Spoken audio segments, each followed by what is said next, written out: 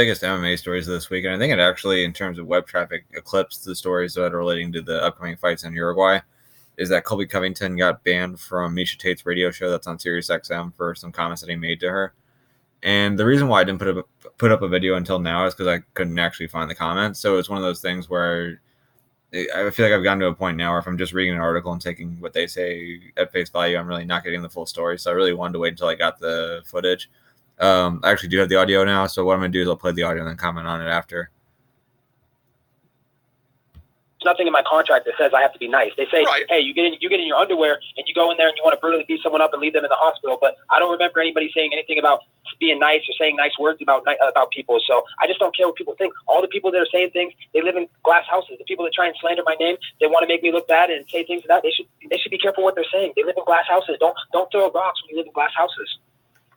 So what is it that inspired you to be to say something kind about Robbie? Because I feel like that was a bit uncharacteristic of what we typically see and how you typically promote is, you do bring the trash talk. You do bring the things that get everybody fired up and gets headlines and people clicking and people are interested in that. But then you come out and you say something so ultra respectful and even starting the show, right? Calling the man a legend. Why? What's the change in tune?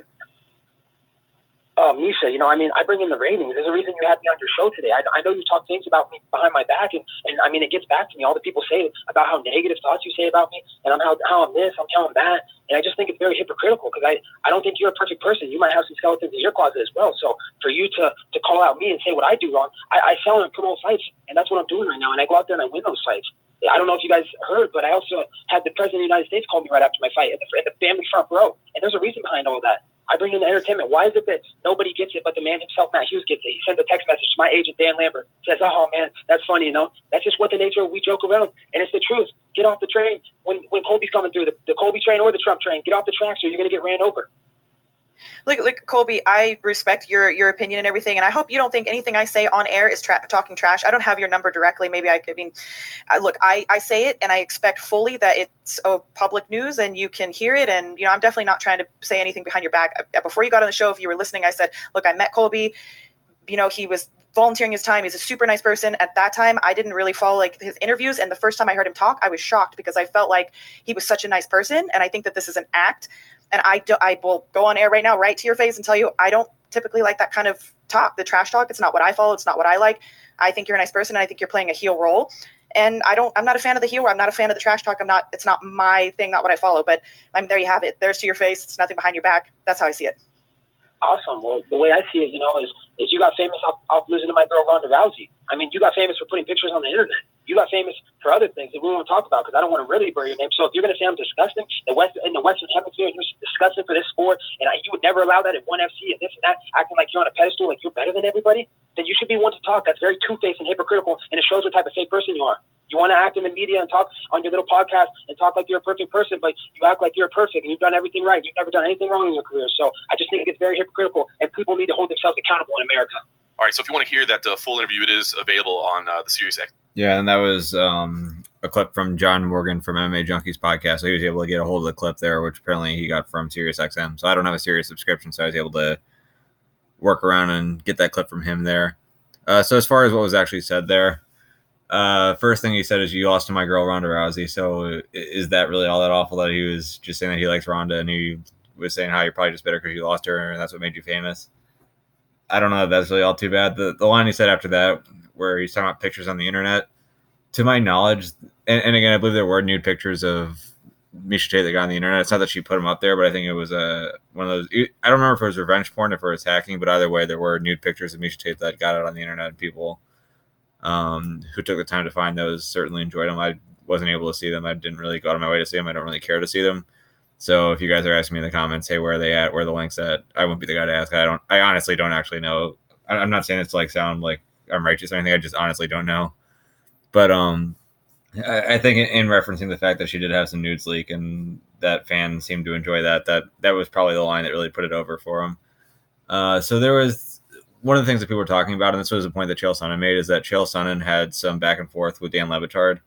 And that when Le Batard had that happen to him, what he just did is he would just put up a clip online and say that Chael Sonnen just ripped into him. So he'd really play into the fact that he was made to look stupid, and he would get ratings out of that. Whereas Miesha Tate, rather than playing into it, it seems that she just completely shut it down. it's hard to say whether that was Miesha's choice or not, because again, she is with Sirius XM. Maybe it was a producer who made the choice and she just kind of co-signed on it. You would think that if she didn't want them to do that they probably would have listened to her and let her override the decision. So the fact that decision was made, I'm sure it does rest on her, at least to some degree. But is that too far for Colby? I mean, Colby's just kind of like on a roll right now in terms of going pretty far. I actually put out a video earlier this week where I was saying, look, I think a lot of people are expecting the talk between him and Kamaru Usman to get ugly.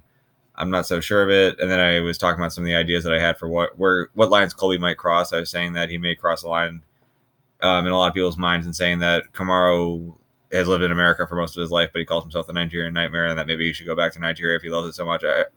He hasn't said that it's worth mentioning in the first place. I'm just saying I think that's something that he may say, just based off the kind of trash talk we get out of him, that he may go further into detail on Kamaru Usman's dad being in jail. He's touched on that a little bit here and there. I figure he's probably going to go a little bit deeper on that. But I didn't figure that he would actually go into Glenn Robinson's situation, where Glenn Robinson was the financier and manager for the Black Zillions and did a lot to help out Kamaru Usman. And obviously he died a couple of years back. And in an interview that he did with Submission Radio, Colby Covington made sort of like a nonsensical comment, just pointing the fact that I guess the idea was that he was saying that Kamaru was ducking him for so long that his manager died in the process, as if he was just like waiting. And it's sort of like that old meme where it's like, oh, wait for this to happen, and then you just have like a picture of a skeleton afterwards sitting in front of a computer where they're still waiting. So I guess that's sort of the idea he was going for there. But even still, making a reference to Glenn Robinson was probably a little bit more than I expected. And we're only in August right now, so we've still got a few more months. So who knows how far he'll go. Was this too far with Miesha Tate? I mean, I think that's something that you don't have to kick him off for. It's good drama. Obviously, it's drawn a lot of attention. People are a lot more interested now. I think a lot of people didn't even realize that Miesha Tate had a radio show. Now they do know that. So in that way, I guess it's good for her. But it would probably be better if they could at least like promote, hey, Colby Covington's returning in a couple weeks from now, and this is where it's going to get wild, rather than just cutting him off right now and saying he's not coming back. Doesn't really help anyone. There's no need to act righteous about it. As far as the other points Colby was making, since I didn't know that Miesha had a show before and I hadn't listened to it, I don't know whether or not he was referencing actual points that she made in terms of him saying that she was under the impression that what he was doing was terrible for the sport of MMA, and that wouldn't be allowed. It was terrible for the West, or terrible for like America, whereas in one, which is in Asia or in the East, they wouldn't be doing that.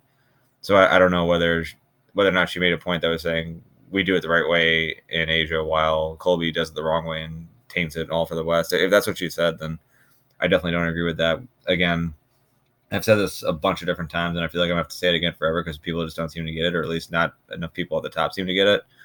But if you are a professional athlete, you are also therefore a professional entertainer.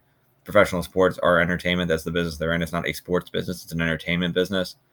So for Colby to understand that he's an entertainer, for Colby to understand that his job as an entertainer is to get people interested, for them to find storylines to keep them interested both during the week and then also on fight night and actually make them want to watch. I guess sometimes he might say some stuff that goes over the line, but at least it seems as though he understands that his role is not just that of an athlete, but also that of an entertainer. And for someone like Miesha Tate, who had been at the top of the sport, to act as though that shouldn't be a big part of the game, or that should really be limited, I just don't think she has a good point there anyway. So there you have it. That's the clip. And I guess you guys can let me know in the comments below if you guys think that Colby deserved to get kicked off the show or if he went too far. To me, it's just the line about the nude photos, I guess, that can be pretty rough, especially since, if my memory serves me right, it wasn't Miesha who put them out. So it was sort of like a traumatic event that he was bringing up to her. But is that worth a full ban, or just worth her getting a clever line back in at him? I don't know. I think for her, it probably would have been better for her just to have a response on the spot and let that be it. But that's obviously not how she chose to handle it.